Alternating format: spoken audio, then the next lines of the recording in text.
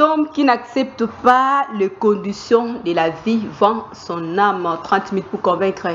Bonsoir et bienvenue à votre émission qui consiste de vous mettre au moins au parfum et qui rime avec l'actualité et la vie quotidienne de la population congolaise. Aujourd'hui sur ces plateaux, nous allons juste parler de la marche chrétienne. Donc nous quittons la politique pour parler de la religion et sur ces chacune de nous est censé de connaître comment marcher dans sa vie, comment vivre la vie chrétienne. Et pour en parler, je ne suis pas seule, je suis pour vous un jeune prophète, juriste, Thierry Tchamala. Il est aussi le président de la fondation qui porte son nom. C'est avec lui que nous allons juste échanger par rapport à notre thématique de la soirée. Prophète Thierry, bonsoir, meilleur vœu et bonne année 2023. Bonsoir Madame Elali, merci pareillement. Merci beaucoup. On commence d'abord avec notre rubrique de cette année 2023. Comment parler de soi pour convaincre la population dans 30 minutes pour convaincre. Donc, nous accordons juste quelques minutes, ou moins à quelques secondes, même il faut le dire, à notre invité de parler de lui pour convaincre la population congolaise. Qui est Thierry Tchamala? Thierry Tchamala, c'est un jeune révolutionnaire, juriste, l'un aussi des acteurs politiques aujourd'hui, parce que nous sommes à côté des hommes politiques avec qui nous travaillons en collaboration. Nous avons beaucoup de choses que nous faisons, mais entre autres, j'ai dit ici, je suis juriste, je suis un acteur politique, je suis pasteur. Déjà, voilà, ça date pas d'aujourd'hui hier. Nous sommes pasteurs depuis un moment. Nous avons été, le ministère a été reconnu et puis ordonné dans les pastorales. Et voilà comment nous travaillons. Nous sommes présidents, disons coordonnateurs d'une ONG qui porte notre propre nom, c'est-à-dire la Fondation Thierry Tchamala, qui a un caractère socio-politique. Et voilà un peu qu'est-ce que nous sommes. Pasteur de quelle église? Nous sommes pasteurs de l'église Mission Prophético-Apostolique Église Renouvelée, ma père. Marié, célibataire, futur marié. En transition. En transition. Donc, Thierry Tchamala, marié, célibataire, en transition. Éternel mon berger. Éternel mon berger. Merci beaucoup. C'était juste notre rubrique. Comment parler de soi pour convaincre la population. Vivre en chrétien, c'est juste notre thématique de la soirée. Que faut-il retenir d'abord d'un mot, d'un concept chrétien? Bon, chrétien, nous savons pour la toute première fois, les apôtres ont été appelés chrétiens dans l'église d'Antioche. Vous savez, les gens d'Antioche, ils ont traité des chrétiens parce qu'ils se comportaient comme Christ. Parce que chrétiens veut dire qu'ils sont comme Christ. Donc, quand on dit déjà que tu es chrétien, déjà, en gros, c'est savoir qu'on vous identifie en Christ. Donc, on vous dit que vous êtes comme Christ. Peut-être qu'en parlant, en marchant, en vivant, en s'habillant, tout. C'est ça, être chrétien, c'est vraiment être comme Jésus.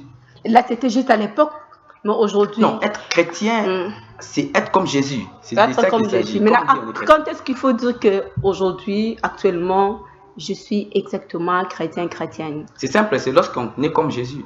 Mais la question est de savoir ici, comment était Jésus? Comment vivait Jésus? Jésus a accompli les plus grands commandements de la Bible, qu'il s'agit...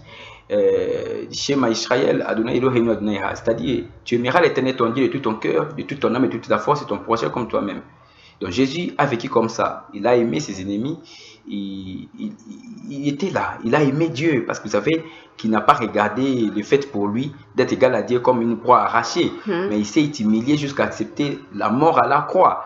Voilà, être chrétien, c'est d'abord accomplir ces deux plus grand commandement de la Bible, qu'il s'agit d'aimer l'Éternel, ton Dieu, de tout ton cœur, de toute ton âme et de toute ta force, et d'aimer ton prochain comme toi-même. Prophète Thierry, le fait de passer par les eaux de baptême, cela prouve aussi qu'on est chrétien. Quand on passe par les eaux de baptême, c'est un grand pas qui amène à la chrétienté, mais on ne devient pas chrétien comme ça. C'est un acte de foi qui montre que nous avons cru. Vous voyez, c'est important de les remplir, mais on n'est pas chrétien parce qu'on n'est pas des œufs de baptême, ça serait trop facile. Parce qu'à l'église catholique, on baptise les bébés. Alors ces bébés-là sont des chrétiens? Non. On est chrétien lorsqu'on vit Christ, on est chrétien lorsqu'on commence à vivre comme Jésus. Voilà, on est chrétien lorsqu'on accomplit ces 2 plus grands commandements qui semblent être difficiles, mais qui sont d'ailleurs paisibles. Lequel? Aimer Dieu de tout ton cœur, aimer son prochain. C'est simple, le 2 seulement, ça suffit. C'est tout ce qui suffit pour Jésus. Où se trouvent les problèmes actuellement avec les chrétiens d'aujourd'hui? L'hypocrisie. Wow. Je dois être direct. Avec les chrétiens d'aujourd'hui, le problème c'est l'hypocrisie. L'hypocrisie, c'est-à-dire, c'est faire passer pour quelqu'un d'autre. Vous voyez? Vous allez même constater par rapport à notre musique, par rapport à notre façon de vivre, vous allez constater que nous voulons être pas comme Jésus, mais être comme les gens du monde. À qui la faute? À vous, le berger, ou bien aux brebis? Bon, la faute sera partagée. Parce que celui qui enseigne doit aussi enseigner la vérité. Exactement. Pour permettre à ceux qui l'écoutent d'adhérer à cette vérité et de vivre à cette vérité. Parce qu'il y a un mouvement à faire. Il y a l'adhésion à la vérité et le vécu. Vous devez entrer, adhérer à cette vérité. Parce que quand on adhère, c'est qu'on accepte. Oui, accepter la vérité et puis vivre selon cette vérité. Là, c'est pour les bergers ou bien pour les brebis? Non, d'abord, je suis au niveau de la prédication, au niveau des enseignements. C'est-à-dire, celui qui enseigne doit enseigner la vérité. Or, enseigner la vérité veut dire vivre ce que nous enseignons. Ok? J'ai dit tantôt, ailleurs, que la meilleure prédication que l'on puisse enseigner aux gens, c'est nous-mêmes. L'apôtre Paul dit, je vous envoie Timothée qui est ma lettre. La Timothée est la lettre. Vous voyez? Donc en réalité, les gens commencent à croire en Dieu par rapport à ce que nous leur montrons. Vous voyez? Donc celui qui prêche doit être conforme au message. Parce que s'il y a différence entre les messages et les messages, c'est qu'il y a un problème. Soit il y a un mensonge, il y a une confusion.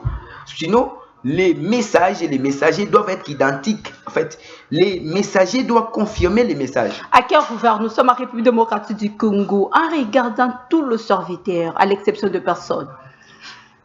Ce sont des questions difficiles. Des questions difficiles, mais nous allons répondre. Voilà. C'est comment? Avez-vous quel regard? En fait, il n'y a rien à cacher. L'apôtre Paul a dit, l'Esprit dit expressément que dans les derniers jours, les uns se feront pasteurs, se feront docteurs, se feront apôtres. Et l'apôtre Paul a dit aux Corinthiens, je crois c'est en 2 Corinthiens, chapitre 11, je crois c'est à partir du verset 13 et 14. Prenons les versets 12, 13, 14. L'apôtre Paul dit, ces gens-là, c'est fond, si vous voulez on peut lire, ces gens-là veulent se faire passer par des docteurs, des pasteurs, mais en prêchant les mensonges, en détournant une grande foule. Vous voyez, donc au regard de ce qui se passe au Congo, nous avons de graves difficultés de situer qui sont tels ou tels. Déjà, le plus grand problème que nous avons dans notre pays en matière de la religion, en matière de la prédication, c'est d'abord la reconnaissance du ministère. Voilà. Qui est apôtre? Qui est prophète? Aujourd'hui, c'est tout le monde qui est prophète parce qu'il est dormi, il a fait une vision. Il s'est réveillé, la vision qu'il avait faite s'est accomplie. Et puis, il est apôtre, il entraîne des grandes foules derrière. Et quelles sont les conditions pour être appelé apôtre ou prophète?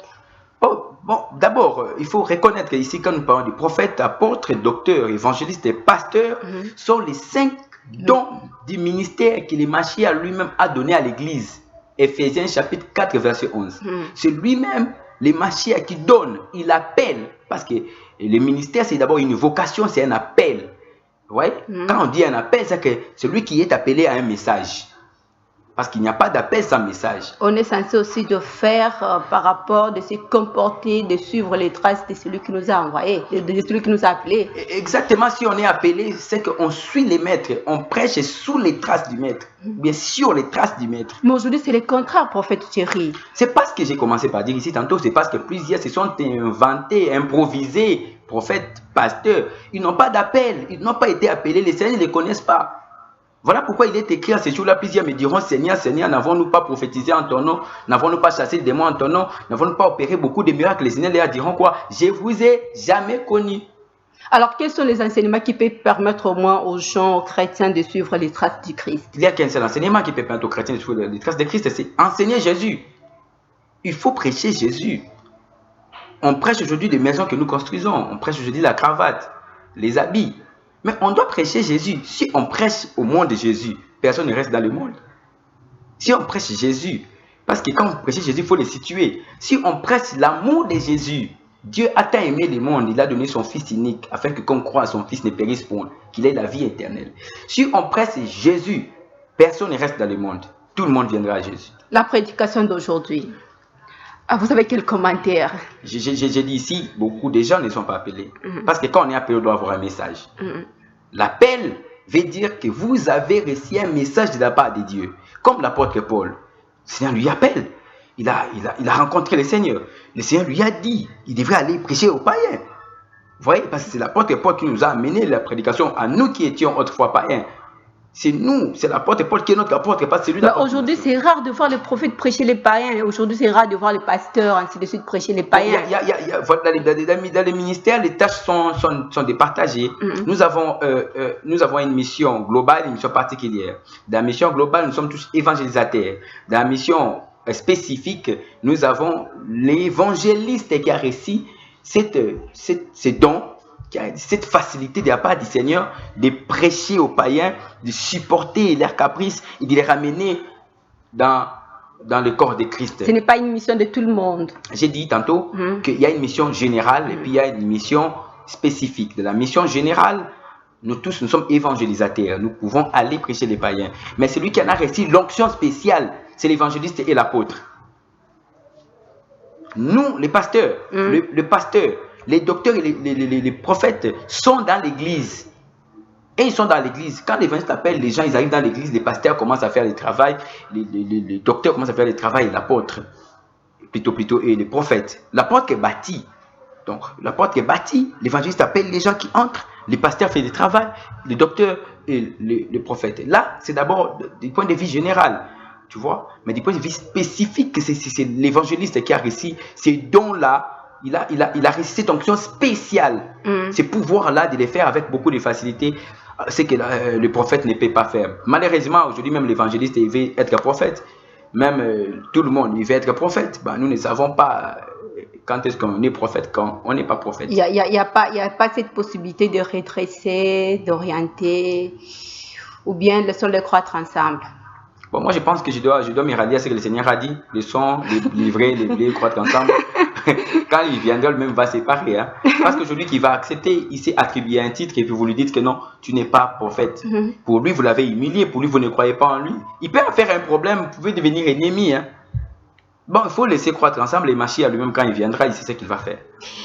Merci beaucoup. Nous sommes au moins dans cette émission 30 minutes pour convaincre avec le prophète Thierry Tchamala. Vivre un chrétien, c'est juste notre thématique de la soirée. Comment vivre un chrétien dans une société où on sait bien qu'aujourd'hui, il y a la modernisation, il y a l'épanouissement, l'évolution même de la technologie, tout ce mois, c'est moins de pouvoir s'adapter par rapport aux réseaux sociaux, ainsi de suite. On a perdu quand même nos valeurs, nos coutumes d'autrefois en tant que chrétiens. Oui, nous avons perdu beaucoup de choses, ça c'est vrai. Nous avons perdu beaucoup de choses. Mais pour vivre en tant que chrétien, il faut s'accepter qu'on est chrétien. C'est ça notre problème. On ne s'accepte pas. Donc on n'accepte jamais. Les contentements. Accepter mon joug quand mon joug est léger. Je suis humble de cœur. Ce sont les phrases du Seigneur. Accepter mon joug. Il appelle cela les jougs. Accepter mon joug quand mon joug est léger. Et je suis humble de cœur. Donc les contentements est un élément pertinent pour vivre dans le christianisme, vivre en tant que chrétien et accepter. Voilà, vous devrez accepter que vous êtes chrétien. Être chrétien, c'est être la risée de tout le monde. Être chrétien, c'est être un objet de raillerie dans le monde. Oui, être chrétien, c'est être un objet de sarcasme. D'après Jean chapitre 16, c'est le Seigneur qui dit, on va vous exclure des synagogues, on va vous taper, on va se moquer de vous, mais réjouissez-vous. Réjouissez-vous de l'allégresse. C'est le Seigneur qui dit. Mais ce n'est pas le cas que nous vivons aujourd'hui. C'est parce qu'on est faux. Je dis au commencement qu'on est hypocrite. Le problème aujourd'hui, que nous avons des chrétiens très hypocrites. Je vais citer quand même ce passage parce qu'il n'est pas congolais. Je prends le révérend Makoso, c'est juste un Ivoirien. Donc, de toute façon, lui là, il a toujours tendance à dire, est-ce que Christ a connu Facebook? Est-ce que Christ a connu WhatsApp? Moi, je ne suis pas Christ. Il a vécu son époque. Moi aussi, je vis mon époque. Un tel message d'un serviteur de Dieu face au moins à ces brebis qui sont faibles, il y a ceux-là qui sont forts, il y a ceux-là qui sont faibles. Comment comprenez-vous, comment interprétez-vous, comment appréciez-vous son discours? D'abord, je n'ai pas suivi cela, je viens d'apprendre auprès de vous. Oui, je l'ai même cité, le révérend Makoso. Camille Makosso. Ah, Camille Makosso. Camille Makosso, est-ce que Camille Makosso peut être appelé révérend? Non. Camille Makosso, c'est quelqu'un, je ne sais pas s'il est rétrogradé, quelqu'un qui est perdu. Bon, ce sont des frères comme Démas, Alexandre du Forgeron, qui avait abandonné l'apôtre Paul. Mais il est serviteur connu, respecté maman. Moi, je n'accepte pas quelqu'un parce qu'on l'appelle serviteur. Sinon, je n'ai pas de position. Même si quelqu'un prêche, il fait des miracles, après on doit savoir il adore quel Dieu. Pour savoir qu'ici il adore quel Dieu, voyez ce qu'il pose comme acte. L'exact qu'il pose, quand même à cause de prendre l'alcool devant les gens. Il fait tout, il est dans tous les baises, tout ça. Ce sont des débats que j'évite parce que je ne sais pas s'il est chrétien. Parce que quand on dit chrétien c'est une vie. Quand on dit chrétien, c'est une vie. Il y a une vie. C'est comme ça qu'on reconnaît qu'il est chinois, on reconnaît qu'il est congolais par rapport à sa conduite. On reconnaît aussi les chrétiens par rapport à sa conduite. Il y a des choses qu'on ne peut pas faire. Quand on est chrétien, il y a des choses qu'on ne fait pas. Telles que? Mais les choses qu'il fait, on ne les fait pas. non. Là, c'est Camille Makosso. Là, nous sommes au Congo. Revenons là en RDC. Qu'est-ce que nous sommes censés de faire? Qu'est-ce que nous sommes censés de ne pas le faire? Tout ce que nous sommes censés de faire, c'est la parole de Dieu. Ce qu'on n'est pas censé de faire, ce n'est pas la parole. Donc nous devons faire ce que la parole a autorisé de faire. Nous sommes esclaves. C'est vrai que nous sommes esclaves. Nous sommes esclaves, mais esclaves de la vérité. Esclaves de la parole. Nous sommes censés faire la parole. Et nous sommes censés ne pas faire la parole. C'est là que nous sommes comme Daniel en Babylone. Il doit y avoir une différence. Quand il mange la viande, on mange les légumes. Quand il ne prie pas, nous prions. Notre différence est là.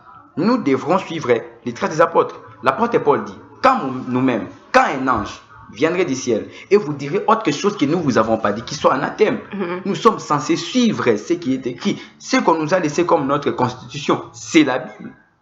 Quand on n'arrive pas à respecter la Bible, ça devient scandaleux. Quand on est chrétien, on est censé suivre la parole. On est censé de suivre les paroles. Que direz-vous alors aux chrétiens qui remplacent le don spirituel tel que la prophétie, la révélation à la place de la parole de Dieu? Ce qui remplace quoi? J'ai pas compris. Ce qui remplace moi le don spirituel à la place de la parole de Dieu telle que la révélation, la prophétie. Aujourd'hui en RDC, ce sont c'est des dons qui ont l'ampleur au moins aujourd'hui. D'abord, beaucoup de gens ne sont pas prophètes. Au Congo, il y a peu de prophètes. Mais ça a quand même de la place. Oui, mais ça occupe une place. Bon, oui, voilà, je réponds à votre question maintenant.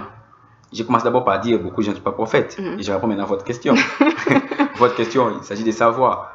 Les gens remplacent les dons. Les dons spirituels. Mais il n'y a pas les dons spirituels, c'est la parole.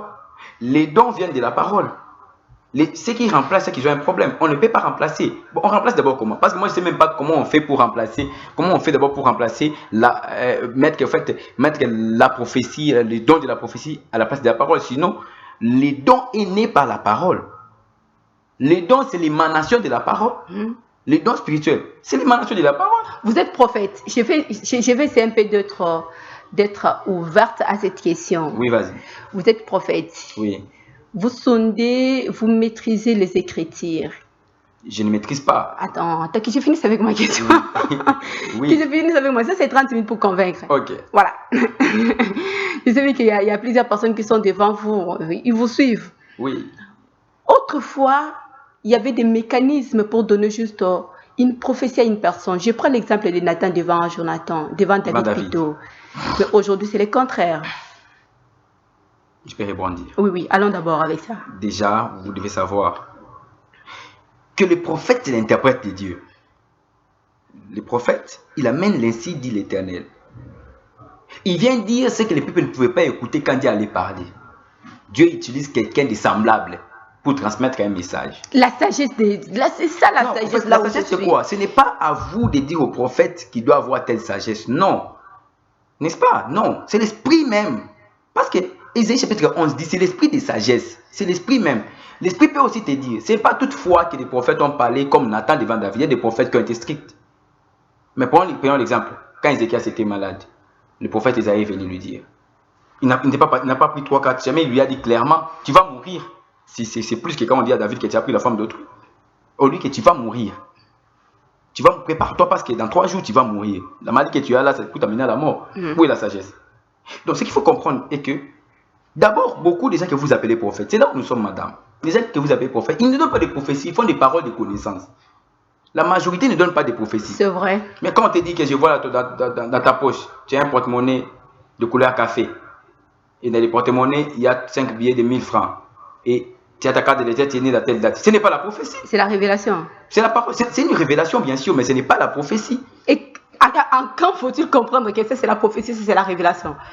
La prophétie, c'est une révélation. En fait, les dons, il y a les dons de révélation, tels que la parole de sagesse, la prophétie, les discernements des esprits, et la parole de connaissance. Parce que la parole de sagesse, c'est la parole de connaissance, il y a le discernement des esprits, et puis il y a la prophétie. Ok? Tous les 4 et les 5 là sont les dons des révélations. Parce que ça vient révéler quelque chose qui était caché. Maintenant, il faut les situer. Les dons spirituels, il faut les situer. Quand on parle de la parole de connaissance, c'est la capacité surnaturelle, la capacité spirituelle que le Saint-Esprit donne, mais à une personne, lui permettant de connaître les secrets cachés de la vie de notre personne. C'est ce qu'on appelle la parole de connaissance. C'est quand j'ai dit à la femme samaritaine, va payer ton mari. La femme me dit, je n'ai pas de mari. Je lui dis, non, tu as dit vrai. Tu en as eu autant. Et celui que tu as maintenant n'est pas ton mari. Tu en as eu 5. Celui que tu as maintenant n'est pas ton mari. La femme m'a dit, c'est vrai.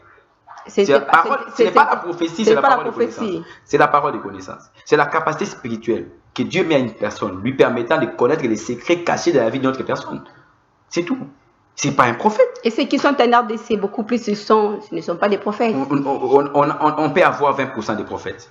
20%. Parce qu'il y a des prophètes comme le ministre de la parole, il y a des prophètes comme étant les dons spirituels de la prophétie. Ils sont aussi différents. Ministre de la parole, don de la prophétie. C'est-à-dire Ephésiens 4 et 1 Corinthiens 12 sont différents. Qui travaille mieux? Qui travaille mieux? Au Congo, je suis au Congo. Au Congo, qui travaille mieux? Je ne sais pas comment répondre à cette question, mais je pourrais répondre autrement. Donc, qui en trouve beaucoup? Ce sont 1 Corinthiens chapitre 12. Les prophètes des dons. Les prophètes des dons. Des dons. Pas du ministère de la parole. Parce que celui qui a le ministère de la parole comme prophétie et celui qui a les dons sont différents. Celui qui a les dons, il se limite à te dire, je vois dans 2 jours, tu seras telle personne. Je vois votre église va faire ceci. Mais celui qui est de la parole, lui, ils sont de l'écriture. Lui, il place la révélation dans l'état de l'espace. Il situe les machines à l'église et des nations. Des fois, vous avez tendance à dire, je vois dans mon esprit. L'esprit là, c'est l'esprit de Dieu. Ce sont les expressions que les gens utilisent. Ok. Je ne sais pas comment ils font pour voir dans leur esprit. Donc vous n'avez pas cette tendance de dire des choses. Je vois dans mon esprit, je ne sais pas comment je vois dans mon esprit, je ne sais pas comment les dire. Dieu me dit quelque chose. Dieu m'a dit, je vis. D'ailleurs, Dieu m'avait dit, le prophète reçoit les messages. Le prophète reçoit. Ok, je reçus de dire un message, etc. Bon, je ne sais pas comment ils font pour voir dans leur esprit. Il faut leur demander. Moi, je ne fais pas ça. Ils voient dans leur esprit, ils savent ce qu'ils voient. Il s'agit de quel esprit, ils savent leur esprit qui leur permettent de voir des choses dans leur esprit. Moi, je ne sais pas. Au message que nous sommes arrivés, nous tendons plutôt petit à petit vers la fin de cette émission. Vivre en chrétien, s'il faut regarder la République démocratique du Congo qui se trouve entre vos mains, vous les regardez en face comme ça. Que faut-il corriger? S'il faut corriger quelque chose. Bon, c'est un pays qui a beaucoup de trous. Je ne saurais pas énumérer tout. Mais d'abord, l'amour, il n'y en a pas. Parce qu'on doit quitter les niveaux d'être un État autorité morale pour atteindre les niveaux d'être un État nation. La nation, c'est l'acceptation de vivre ensemble. On doit accepter de vivre ensemble. Nous, on n'accepte pas de vivre ensemble. On est en train de blâmer certains. On est en train d'indexer certains. Il n'est pas congolais, il ne mérite pas, il est louba. On est d'abord dans les tribalismes, clanisme, ethnisme et consorts.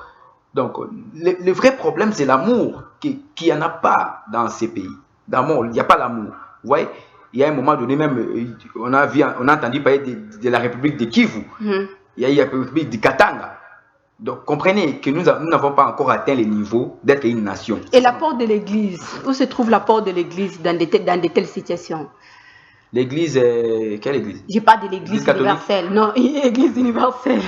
Vous aussi, vous êtes une église. Moi, vous êtes serviteur de Dieu. Quel est votre apport? Quel est votre apport? L'apport de l'église. L'apport de l'église, c'est l'église est là pour enseigner. Il doit enseigner l'amour. Prier aussi pour que cet enseignement. On doit enseigner la vérité. Vous voyez? C'est cet amour-là avec l'esprit de la vérité. Dès que vous enseignez l'amour avec l'esprit de la vérité, que l'amour-là soit inculqué dans les têtes des gens, cet amour-là entre dans le cœur des gens. Nous avons réussi. Parce que tous les pays que vous avez vus qui ont réussi, c'est parce que il y avait l'amour du prochain. C'est le problème que nous avons, c'est d'abord l'amour. On ne s'aime pas. Les Congolais, on ne s'aime pas.